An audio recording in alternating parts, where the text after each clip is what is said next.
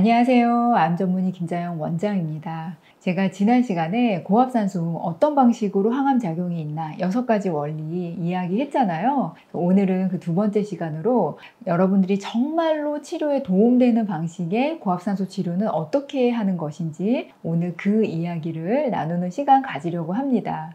고압산소 치료가 정말 잘만 하면 크게 도움이 될 수 있는데 제대로 된 스케줄을 하는 분들은 거의 없으신 것 같으세요. 그래서 제가 오늘 내용 좀 정리하는데요. 앞부분에 먼저 핵심 요약, 자, 이런 프로토콜이 가장 좋을 것 같습니다 라고 먼저 이야기하고 왜 이 프로토콜이 가장 좋을지는 제가 뒤에 내용을 설명을 할게요. 자, 그러면은 먼저 어떤 치료 방식인지 말씀을 드리는데요. 자, 고압산소 치료를 할 때 제가 지난 시간에 정리한 거 6가지 항암 효과 말씀을 드렸잖아요. 자, 그래서 여러분들이 정말로 이 6가지 항암 효과 이거를 나의 치료 성적을 높이기 위해서 할 때, 그러니까 암 3기나 4기 환자분들이라든지 아니면 1기, 2기여도 암 치료의 성적이 좋지 않은 분들이 이제 계시거든요. 이런 분들이 치료 목적으로 하는 스케줄하고, 두 번째, 항암 수술 방사선을 하고 나서 여러분들이 부작용을 완화시키는 목적으로 하는 고압산소 치료의 스케줄이 달라요. 자, 그러면 먼저 첫 번째 여러분들이 가장 관심이 있을 나의 치료 성적을 높이기 위해 지난 시간에 말씀드린 항암 효과 6가지의 효과를 정말 올리기 위한 고압산소 치료의 스케줄은 15번을 한 세션으로 연이어서 치료하는 게 가장 도움이 돼요. 자, 근데 이때 주의할 점이 뭐냐면 이 15번의 연이은 치료를 항암이나 수술이나 방사선 치료의 스케줄하고 잘 봐야 돼요. 자, 그러니까 항암 수술 방사선 하실 때 하라는 게 아니라 항암 수술 방사선 들어가기 전에 연이은 15번 또는 항암 수술 방사선 끝나고 나서 연이은 15번을 이야기해요. 자, 그런데 이 15번을 할 때 여러분 제가 계속 연이은이라는 말씀을 드렸잖아요. 그러니까 주에 2번씩 해서 몇 주간 걸쳐서 하는 그런 치료가 아니라 주에 5번, 월요일부터 보통 금요일 주에 5번 연이어서 15번 하려면 3주겠죠. 근데 이 3주가 어려우면은 적어도 2주만이라도 연이어서 한 다음에 그 다음에 항암 수술 방사선 들어가는 게 나의 치료 성적을 올리기 위한 항암 효과를 올리기 위한 고압산소 치료의 스케줄로는 가장 좋은 치료 프로토콜인 것 같아요. 자, 그래서 이거는 암 환자분들마다 어떤 암이냐에 따라 또는 항암 수술 방사선 스케줄이 어떻게 들어가냐에 따라 다른 거고 항암 수술 방사선 전에 들어가실 수도 있고 항암 수술 방사선 끝나고 연이어 또 들어가실 수도 있는 거예요. 그래서 이거는 스케줄을 보고 결정을 하는 건데 15번 연이어서 그리고 한 번 할 때마다 적어도 60분 이상 해야지 여러분들이 정말 충분한 치료 효과를 가져가실 수 있는 치료의 프로토콜이다. 자, 이게 이제 치료의 효과를 올리기 위해서 항암 수술 방사선 치료의 효과를 올리기 위한 거고, 자, 이거 외에 제가 다른 거 2번째 우리가 부작용을 낮추기 위해 우리가 항암이나 방사선 수술하고 나서 부작용들이 있잖아요. 염증이라든지 부종이라든지 이런 여러 가지 부작용을 완화시키기 위해서 여러분들이 고압산소 치료를 할 때는 일회성으로만으로 단발성으로도 도움이 된다. 자, 근데 그때도 60분 치료 이게 도움이 된다. 자, 이렇게 말씀을 드릴게요. 그러니까 아까 치료 목적으로 이렇게 연이어하듯이 꼭 해야 되는 거 아니고 수술이나 항암 방사선 하시고 나서 한 번씩 단발성으로 해도 부작용 낮추는 데는 도움이 되는 치료가 고압산소 치료다. 자, 이렇게 제가 2가지 경우로 나눠서 치료의 프로토콜을 먼저 말씀을 드렸습니다.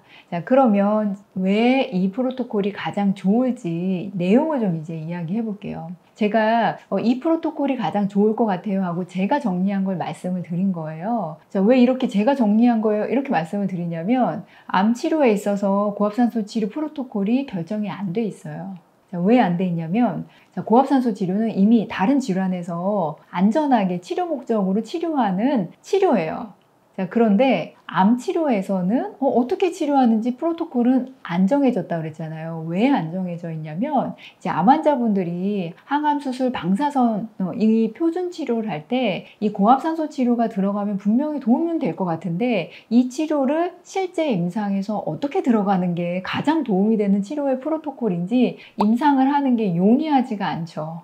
그래서 이런 임상이 매우 적어요. 그냥 단발적으로 뭐 수술 끝나고 항암 끝나고 방사선 끝나고 이렇게 하는 몇 가지 임상이 있지만 정말 제대로 연이어서 뭐 15번 한 거랑 단발성으로 한 거랑 그 다음에 항암 전에 한 거랑 항암 후에 한 거랑 어느 게 더 치료가 크냐 이런 임상은 할 수가 없다. 이게 약물 치료도 아니다 보니 그 다음에 새로운 신약도 아니고 이런 치료를 하는 사람들을 대상으로 이런 임상 자체를 하기 어렵기 때문에 치료의 프로토콜이 확립은 안 돼 있어요. 자, 그런데 제가 치료 목적으로는 15번 연이어하는 게 아마도 가장 도움될 거다라고 말씀드린 이유가 있어요. 그 이유가 뭐냐면 실제로 이 고압산소 치료가 정말 강력한 치료 효과, 강력한 항염작용, 그 다음에 조직을 살릴 정도의 혈관이 살아나고 조직이 살아나는 정도의 조직의 환경이 변화되는 그 정도의 효과를 보려면은 다른 질환에서 15번을 기본 세션으로 하고 있기 때문이에요. 그러니까 제가 첫 번째 시간에 이 고압산소 치료를 가장 많이 하는 게 당뇨 발이다. 그 다음에 화상이나 방사선 치료로 인한 조직 괴사가 왔을 때 이거를 치료 목적으로 한다고 했잖아요. 그때 치료 목적의 한 세션이 15번이에요. 그리고 한 번 할 때마다 1시간 이상을 하고요. 그 다음 그 15번이 연이어서 하는 걸 이야기해요. 그래서 보통은 그냥 주에 5번씩 해서 한 3주 정도. 그런데 치료 효과를 보려면 적어도 2주는 해야 조직이 변화되는 게 보인다고 하니 우리가 정말로 암 치료에 있어서도 정말 치료의 성적을 바꿀 만큼, 그러니까 치료의 성적을 바꾸려면은 내 암이 있는 암 주변의 미세 환경이 완전히 변화가 돼야 되거든요. 그 정도로 조직의 변화가 오려면은 고압산소 치료는 10번 이상에서 15번까지 이렇게 한 세션은 들어가야지 그렇게 될 거다라고 우리가 다른 치료 되는 걸 보면서 가져올 수가 있는 거예요. 그래서 여러분들 중에서 치료 목적으로 하고 계시는데도 단발로 아마 하고 계시는 분들도 계실 텐데 이거는 항암이나 방사선 수술의 스케줄을 보고 언제 연이어서 이렇게 들어갈 것인가 그런 것을 계획하고 가는 게 가장 좋은 치료 결과를 올 수 있는 고압산소 치료의 방법이다. 그래서 암 환자분들마다 그 다음에 항암 스케줄마다 어떤 치료하느냐에 따라 암의 성격에 따라서 이런 스케줄 계획을 세우고 제대로 된 치료를 하면 좋은 치료가 고압산소 치료다 말씀을 드리고요. 자, 그 다음에 여러분들이 이런 치료 목적이 아니어도 부작용 완화 목적으로 제가 할 수 있다고 그랬잖아요. 그러니까 여러분들이 항암을 하거나 방사선 수술하고 나서도 부작용들이 있죠. 부종도 있을 수 있고 염증도 있을 수 있고요. 수술 부위도 빨리 상처가 안 나올 수도 있고 이런 여러 가지 부작용. 그 다음에 항암 수술 방사선은 기본적으로 조직의 염증을 가지고 와요. 자, 그런데 이런 염증들을 낮추는데도 고압산소 치료가 도움은 될 수 있는데 이때는 단발로 1회만으로도 도움이 될 것이다. 그래도 일을 하실 때도 60분 이상은 하셔야 된다 이렇게 말씀을 드릴게요. 왜 제가 부작용 완화 목적으로는 단발로 해도 도움이 될 것이다 라고 말씀을 드리냐면 여러분 이 고압산소 치료를 사실 제일 많이 하는 과가 있어요. 그 과가 어느 과냐면 사실은 성형외과예요. 그 이유가 뭐냐면 성형외과에서 이 안면 수술할 때 안면 거상이라든지 악안면 수술을 하시고 나서 다 얼굴이 이렇게 막 부으시거든요. 그런데 고압산소 치료 그날 수술한 날 1회 60분 치료만으로도 부종이 많이 가라앉고 그 다음에 전반적으로 부종이 가라앉는 기간이 단축된대요.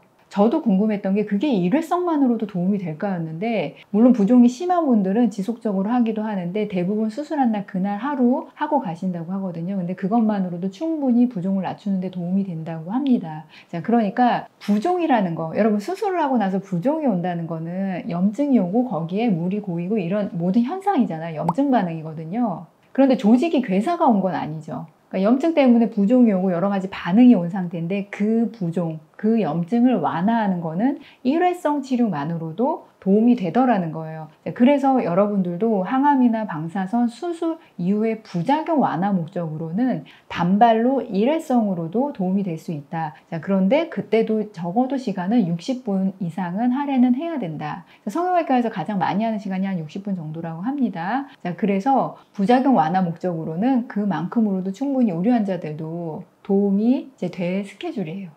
자, 그래서 모든 암 환자분들이 루틴으로 수술항암 방사선 후에 해야 되는 그런 치료로 생각하는 게 아니라요. 암 환자분들마다 이게 암의 정도가 완치율의 정도가 좀 다르잖아요. 그래서 이 완치율이 조금 낮은 분들, 3기, 4기 환자분들 내지는 또 완치율이 낮은 그런 암종이 있잖아요. 이런 경우에는 15번 연이어하면 가장 좋고 베스트고 적어도 10번은 연이어서 하고서는 수술이나 항암 방사선을 한다든지 수술 항암 방사선 한 후에 짧게 붙여서 시작해서 10에서 15번 하는 게 아마 가장 좋은 프로토콜이다. 그 다음에 부작용 완화 목적으로는 단발적으로 일회성으로 도움된다. 자, 여러분들 중에서 이런 치료 프로토콜로 실제로 하고 있는 분이 계신지 모르겠는데요. 이 보완 치료도 정말 도움이 되려면 도움되는 원리로 도움되는 스케줄로 하는 게 가장 좋거든요. 자, 그래서 오늘 방송이 여러분들에게 좀 도움되고 암 환자분들마다 가장 적절한 이제 보완 치료로요. 암 치료 성적 모두 다 높이셨으면 좋겠습니다. 암 치유할 수 있습니다. 화이팅!